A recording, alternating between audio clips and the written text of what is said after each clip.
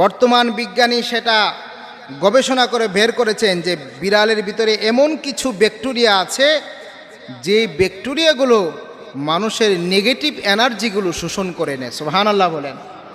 অর্থাৎ মানুষ যখন ঘুমিয়ে যায়, মানুষ থেকে যে নেগেটিভ এনার্জিগুলো বের হয় সেগুলো বিড়াল কি করে নেয়? শোষণ করে নেয়, যার ফলে মানুষের সুস্থতা বেশি হয়। এই জন্য গবেষণায় দেখা যায় যাদের ঘরে বিড়াল পারে তারা অন্যদের তুলনায় বেশি সুস্থ থাকে। সুবহানাল্লাহ।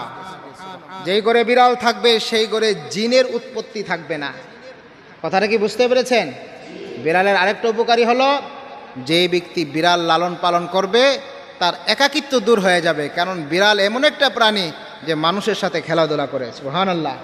বিড়ালের আরেকটা উপকার হলো কি, বর্তমান বিজ্ঞান সেটা বের করেছে যে যে সমস্ত বাচ্চারা অসুস্থ আছে, প্রতিবন্ধী বাচ্চা আছে, তাদের সামনে